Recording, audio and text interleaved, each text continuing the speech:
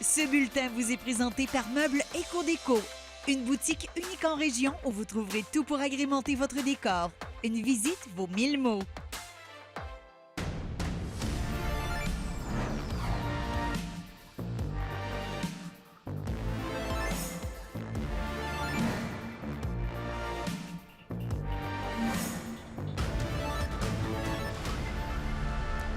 Vous avez rendez-vous pour l'essentiel de l'actualité. Bienvenue sur Nouveau en Abitibi-Témiscamingue. D'abord, une bonne nouvelle pour Stéphanie Allain, qui est atteinte d'un cancer incurable. Vous savez, la Rouyn-Norandienne qui a su aujourd'hui qu'elle pourra participer à une étude clinique à Calgary. Et Kimberly, il faut dire que ce n'est pas en raison d'un changement à la Régie de l'assurance maladie du Québec, mais plutôt grâce à une solution qu'a trouvée un oncologue. C'est vraiment un soulagement pour Stéphanie Allain qui attendait ce traitement avec impatience depuis maintenant un bon moment. Rappelons qu'elle avait fait des démarches auprès de la RAMQ et que ça avait été refusé. Elle espérait un revirement de situation, mais c'était toujours sans succès. Donc maintenant, cette opportunité de pouvoir aller à Calgary est maintenant possible grâce à son oncologue qui a décidé de devenir co-chercheur pour le centre hospitalier en question à Calgary. Donc ceci permet de déboucher en fait les fonds nécessaires pour ce traitement.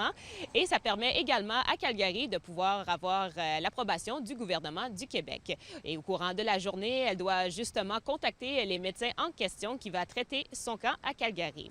Et malgré les démarches, la RAMQ n'a toujours pas décidé de changer leur décision par rapport au dossier de Stéphanie Allain. On a enfin eu une solution, dans le fond, pour que j'ai accès à mon traitement à Calgary. Fait que c'est pas la RAMQ, parce que la RAMQ ont quand même maintenu leur refus. Ils refusent de participer à une étude clinique. Tout simplement, il n'y a pas d'autre raison que ça.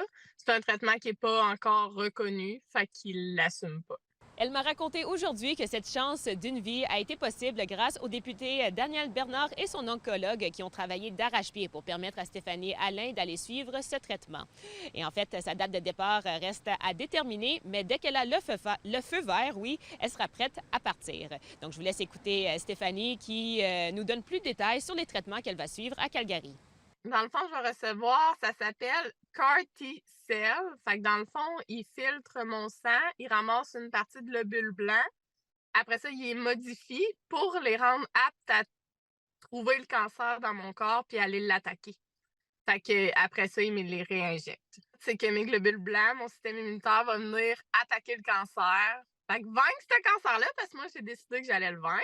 Bref, Stéphanie Allain est très emballée de cette opportunité d'aller suivre ce traitement qui pourrait lui sauver la vie. De belles émotions. Merci, Kimberly. Et ce soir, en plein centre-ville de Montréal, la Témiscamienne Émilie Zessert-Terrien va procéder au lancement de sa campagne à titre de nouvelle co-porte-parole de Québec solidaire.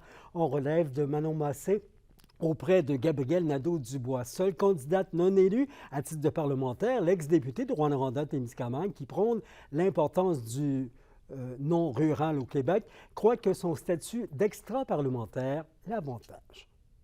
Vous êtes à Montréal actuellement, mais samedi, les citoyens de Rouyn-Noranda, d'Abitibi-Témiscamingue, vous avez rendez-vous avec eux, là?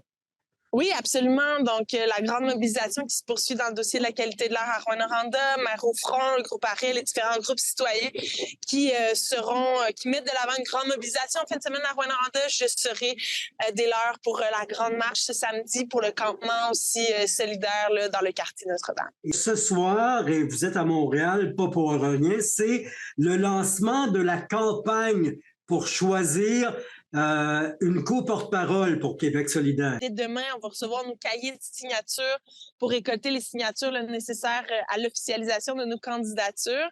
Et donc, moi, là, j'achève une grande tournée dans l'Est du Québec. J'ai fait le tour de la péninsule gaspésienne dans les 2 dernières semaines. Ce soir, c'est la finale, en quelque sorte, de cette tournée-là qui se conclut ici à Montréal pour le grand lancement. Et dès demain, là, je reprends la route pour la Abitibi-Témiscamingue pour la grande mobilisation du côté de Rouyn-Noranda. La fille qui arrive du Témis, qui a été députée de Rouyn-Noranda-Témiscamingue, est-ce que elle est bien accueillie par les militants? Oui, elle est bien accueillie ce soir. Ça va être vraiment un rassemblement festif. Beaucoup d'ex-candidats de Montréal, des environs aussi qui vont prendre la parole, qui se rangent derrière moi. En fait, les gens à Montréal ou dans les grands centres sont très conscients, en fait, que Québec solidaire a reculé lors de la dernière élection en ruralité, en région éloignée, de ramener les enjeux que nous vivons à l'avant-scène, qu'on parle de nos inégalités géographiques quand on a affaire au système de santé, quand on a affaire système d'éducation, quand on veut se déplacer sur notre immense territoire, quand on reste pris dans un système économique qui n'est pas toujours qui nous rend pas le plus résilient en région où on est très dépendant de l'extraction de nos matières premières sans bénéficier de la chaîne de valeur ajoutée, sans bénéficier de d'autres types de services qui rendraient nos milieux moins dépendants de parfois une seule entreprise ou un seul type d'industrie. Il y a de l'appétit, en fait, pour qu'on ait un discours fort là-dessus, pour que ces réalités-là soient rapportées à Québec notamment, mais que ce soit davantage mis de l'avant dans la grande conversation collective. Après les feux de forêt historiques qui ont touché notre région et la province, on le sait, l'heure est à la récolte du bois brûlé. Sophie Média-Villard-Rivard s'est rendue sur un chantier de récolte dans le nord de Nord-Métal avec une ingénieure forestière du ministère des Ressources naturelles et des Forêts.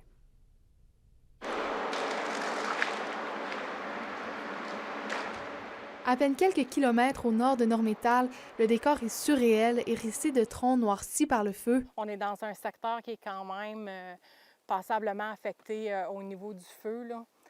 On voit au niveau des cimes, il y en a qui ont encore des aiguilles, mais c'est quand même affecté. Sur ces 10 000 hectares qui ont été ravagés par l'incendie 281, les travailleurs ne perdent pas de temps.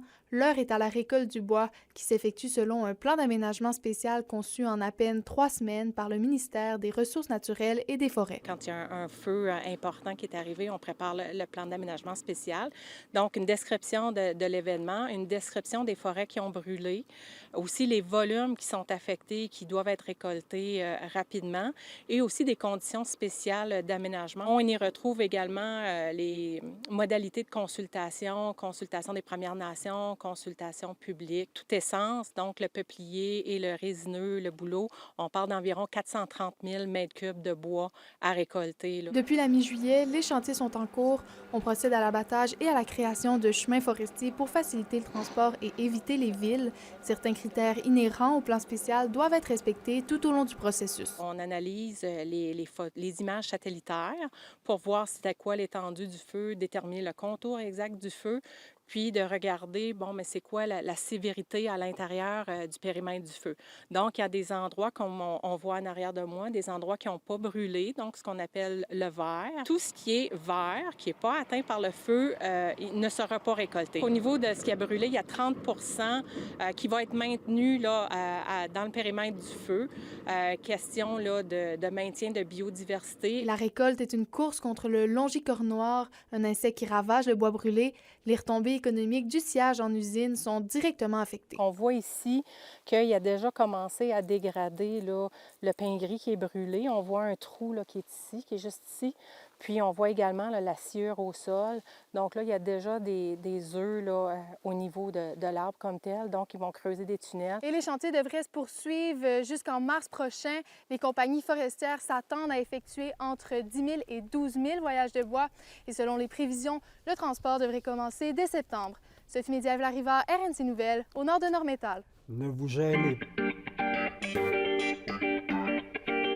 Ne soyez pas surpris si on vous appelle pour vous y inviter. On marque la rentrée scolaire et la fin de la période estivale avec le souper communautaire qui est de retour pour une 5e édition. C'est commencé depuis 17h jusqu'à 19h30 à la patinoire Bleu-Blanc-Rouge. Au fil des ans, plus de 3400 repas ont été servis gratuitement avec les efforts de centaines de bénévoles.